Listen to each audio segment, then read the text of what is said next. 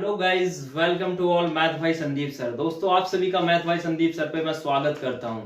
तो दोस्तों, जैसा कि आपको पता है कि आपकी साइंस की मैथ एंड रीजनिंग की क्लासेस आपको मिल रही हैं एंड काफी अच्छे से आप उनको फॉलो भी कर रहे हैं। और जो लोग ऐसे ही वीडियो देख के छोड़ देते हैं तो मैं उनसे एक रिक्वेस्ट करना चाहूंगा कि कृपा करके आप मैथ, रीजनिंग एंड साइंस यहाँ पे पढ़िए और आप किसी भी कॉम्पिटिटिव एग्जाम को आप इजिली क्रैक कर सकते हैं, क्योंकि यहाँ पे वो चीजें आपको पढ़ाई जा रही हैं जो exam exam point of view से काफी इंपोर्टेंट है। ठीक है, मैथ, रीजनिंग एंड साइंस अभी चल रहा है, उसके बाद एडवांस मैथ भी स्टार्ट होने वाला है यहाँ पे, and chemistry, history, polity, geography, all subject we will complete on this channel. Okay, तो मैं आपसे रिक्वेस्ट करना चाहता हूं कि आप सभी वीडियो देखिए अच्छे से एंड काफी इंजॉय करिए। एंड फिजिक्स तो आपको काफी अच्छे से मैं आपको एक्सप्लेन कर रहा हूँ, आपको देसी तरीके से आपको पढ़ाने की कोशिश कर रहा हूँ, जिससे आपको रटने की कोई जरूरत पड़ नहीं रही होगी। तो दोस्तों, आज आपके साथ जो टॉपिक डिस्कस करने वाला हूं वो रहेगा रेनबो, इंद्रधनुष। आपने देखा होगा, बचपन में भी हम देखते थे कि क्या हो रहा है, इंद्रधनुष बन रहा है। हम बोलते हैं कि आज इंद्रधनुष बन रहा है, बारिश का मौसम हो रहा है, इट मींस कलर दिखाई दे रहे हैं। तो दोस्तों, आज अभी तक आपने ये चीजें ना सुनी होंगी, आज के बाद आपको ऐसा लगने लगेगा कि इंद्रधनुष जो बन रहा है ना, वो प्रक्रिया आपके दिमाग में रहेगी। आपको करना कुछ नहीं, इस वीडियो को आपको कंप्लीट पूरा देखना है। ठीक है दोस्तों, तो बने रहिए मेरे साथ, मैं आपको बता देता हूं। सबसे पहले मैं आपसे क्या क्या कंप्लीट कर चुका हूं। प्रकाश का अपवर्तन कंप्लीट करा चुका हूं, परावर्तन कंप्लीट करा चुका हूं, पूर्ण आंतरिक परावर्तन कंप्लीट करा चुका हूं विद एग्जांपल।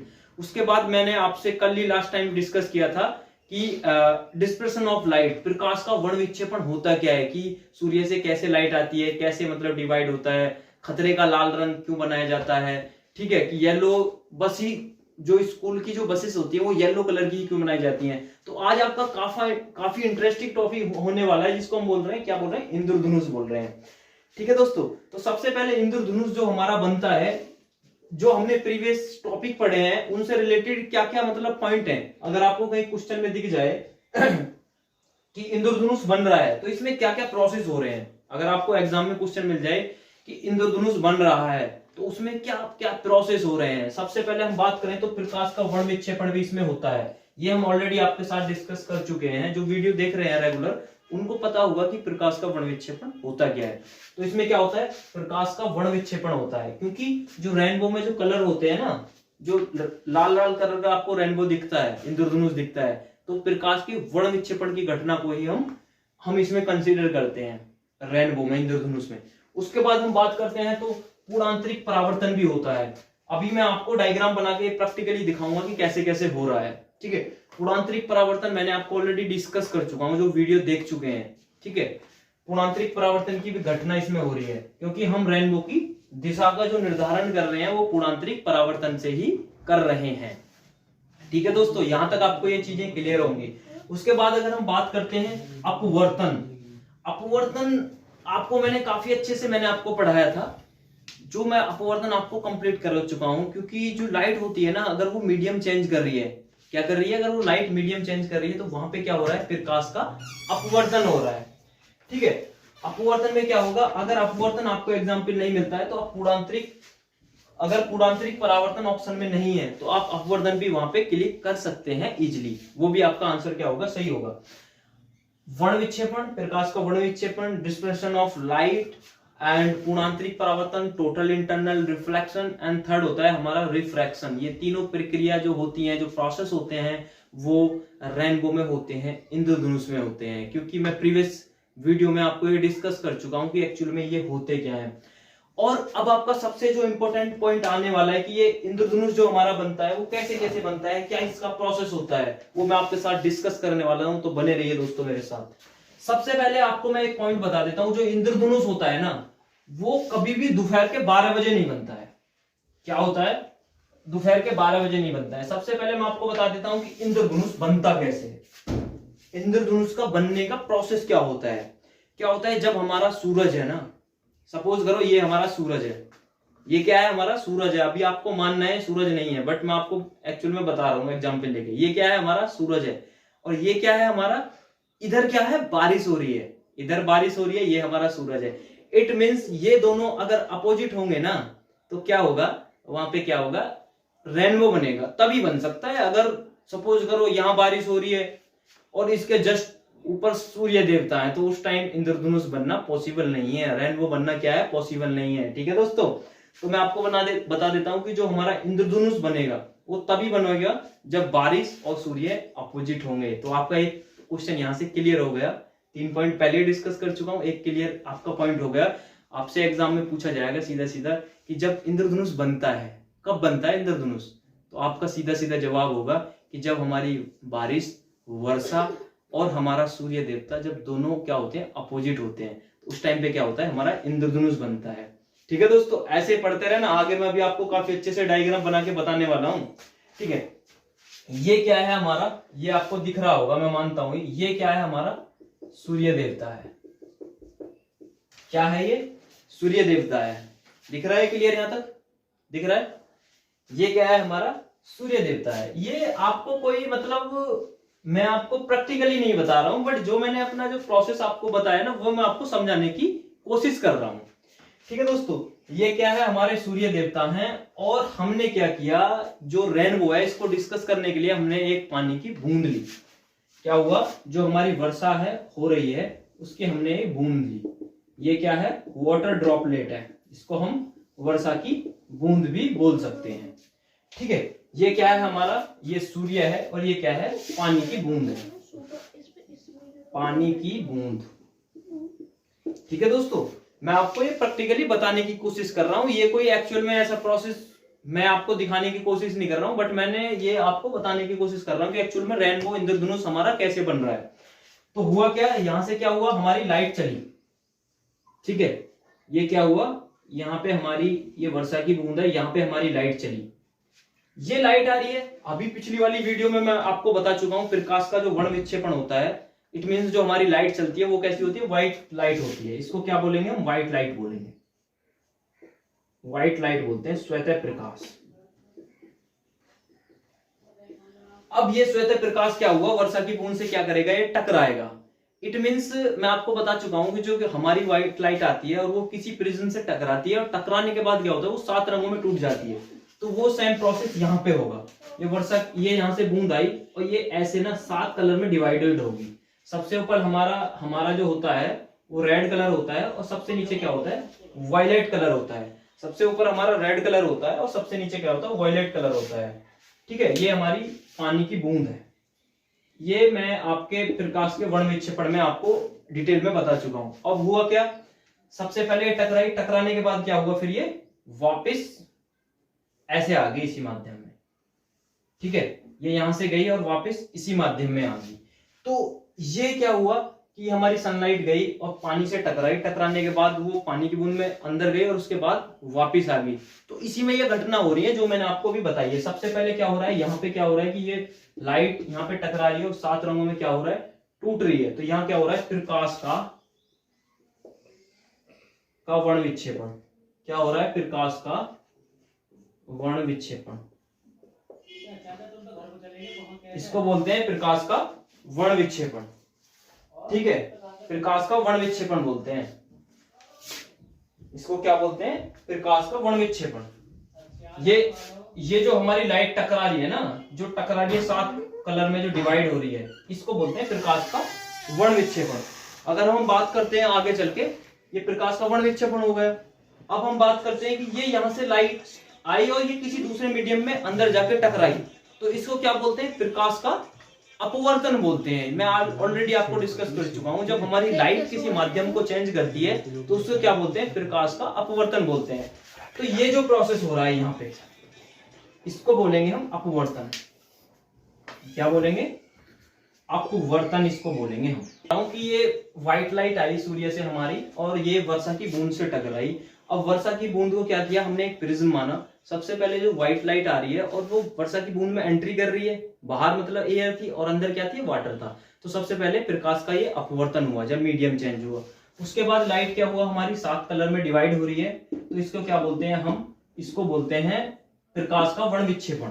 और लाइट क्या हुआ, टकराने के बाद वापस उसी माध्यम में जा रही है, तो इसको हम पूर्णांतरिक परावर्तन, पूर्ण आंतरिक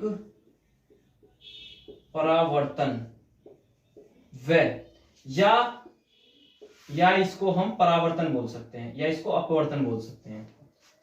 क्या बोलते हैं इसको? पूर्णांतरिक परावर्तन, या फिर इसको अपवर्तन बोल सकते हैं। ठीक है, ये वापस उसी माध्यम में आ रही है, ये क्या हो रहा है? पूर्णांतरिक परावर्तन हो रहा है। तो दोस्तों मैंने इसको डायग्राम बना के आपको समझाने की कोशिश करी है कि हमारा जो इंद्रधनुष होता है वो सबसे पहले बनता कब है? जब हमारे सूर्य एंड जो हमारी बारिश हो रही है वो दोनों क्या होंगे? अपोजिट में होंगे, तो उस टाइम चांसेस हैं कि आपका इंद्रधनुष बने। और इंद्रधनुष क्या होता है, एक मैं आपको पॉइंट डलवा देता हूं। इंद्रधनुष क्या होता है कि वो दोपहर के 12 बजे कभी नहीं बनता है, क्योंकि उस समय सूर्य और मतलब सूर्य क्या होता है? जस्ट ऊपर होता है। ठीक है, अब मैं ये पॉइंट आपको लिखवा देता हूं। दोपहर 12 बजे बारिश नहीं होती है, क्योंकि उस समय जो सूर्य होता है हमारे सर के ऊपर होता है। ठीक है, ये पॉइंट आपके क्लियर हो गए। अब मैं एक पॉइंट यहां पे लिख देता हूं। अब यहां पे मैं एक पॉइंट लिख देता हूं। अगर